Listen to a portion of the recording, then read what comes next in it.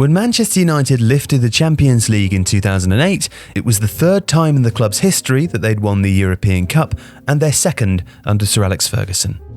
United would go on to lose 2 finals in the following 3 seasons to Barcelona, and Ferguson would clinch 3 further league titles. But the 2008 Champions League winning side was probably his last truly great team.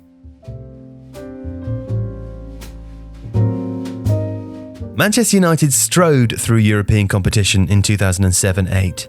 They did not lose once, conceded only 5 goals en route to the final, and scored 19. The final, of course, finished 1-1 after extra time before Edwin van der Sar saved Nicolas Anelka's penalty to win the cup for United. Ferguson's side topped their group, featuring Roma, who they would meet again later in the competition, Sporting and Dinamo Kiev. The round of 16 saw a 2-1 aggregate win over Lyon before Roma were dispatched a second time 3-0 on aggregate in the quarters. That set up a semi-final clash with Barcelona, with Paul Scholes' goal settling the tie in the second leg. Chelsea, who'd seen off Liverpool in their own semi-final, then met United in Moscow, where Ferguson's side triumphed. But how did they get there so emphatically? Well, the 2007-8 Champions League campaign was a vindication of Ferguson as a tactical manager. He and Carlos Queiroz took Europe by storm that season, with a fluid setup that could build possession through the lines or counter-attack with ferocious pace. The team's foundation was the extraordinary back 5 of Edwin van der Sar, Wes Brown, Rio Ferdinand, Nemanja Vidic and Patrice Evra. Now this unit excelled, defending more narrowly than they did in the league to keep United more compact against better opposition.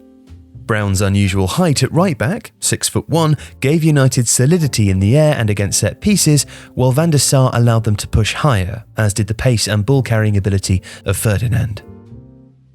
Both fullbacks could get forwards too, and while Evra was normally more aggressive, it would be Brown, turning back inside and onto his left foot, who curled in the cross for Ronaldo's headed goal in that final.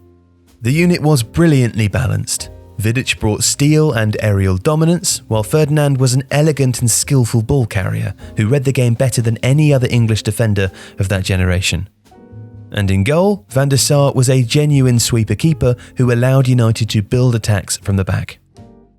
Ahead of them, the midfield pivot of Paul Scholes and Michael Carrick screened and shuttled, with the ageing Scholes deeper than he had once been. Carrick was more a metronome, while Scholes could still carry the ball through midfield and hit his trademark long passes. Both possessed an eclectic range of passing though, with Scholes in particular dropping off to create a diamond with the centre-backs or even to Vidic's left-hand side to give United transition passing from deep. Now if this sounds modern, that's because it was.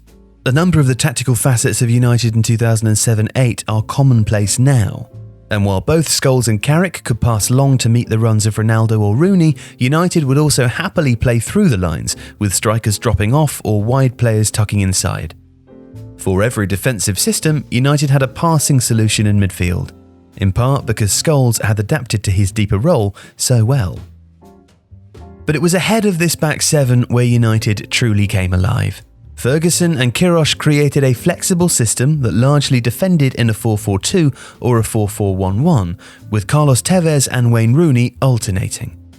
Against Chelsea in the final, for example, it was mostly Tevez who hassled and harried Claude Makelele at the base of Chelsea's midfield. But this defensive shape exploded into a 4-5-1 or a 4-3-3 when United attacked at pace, with positional interchanges common between the front 3 of Tevez, Rooney and Ronaldo. Ferguson also used this front 4 to adapt to the opposition. His squad depth meant that he could field genuine wingers like Ryan Giggs or Nani, or more disciplined wide midfielders like Ji-Sung Park. Owen Hargreaves played on the right in the final, showing his positional versatility in a tucked-in tracking back role which perfectly suited his abilities. Hargreaves even pushed up into the box in a kind of centre-forward role, with Tevez dropping. This rotation of positions meant that United were impossible to mark man for man, a constant blur of movement and energy that caused defences no end of problems. Now this versatility in selection makes it hard to digest United's tactics into one simple set of principles. Sometimes Ronaldo would be up front alone, as he was against Roma, with Rooney almost a defensive winger on one side. It's worth noting here that this was when Ronaldo began his evolution into a genuine aerial presence. His ability to win the ball either as a sole striker or targeting a fullback from wide was key for United. But in the final, Ronaldo instead occupied a wide left position, targeting Michael Essien, who was playing at right back. Ronaldo would start very wide and then accelerate up the touchline, with Evra underlapping like an inverted fullback. Ronaldo would then either cross or dart back inside, with Evra effortlessly moving wider as the two switched. Now, this kind of movement from a fullback evokes the principles of positional play, and against Essien, it was remarkably effective. But all three forwards roamed, and Rooney's ability to hit long passes from deep was a huge weapon. Several times in the final, he foraged for the ball deep in the midfield third before lashing it forwards.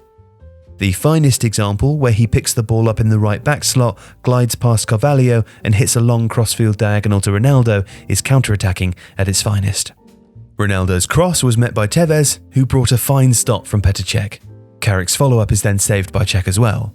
But it's made by Rooney, scampering back to help his defence, securing the ball, and then having the vision and execution to turn defence into attack in seconds that really sums up this team.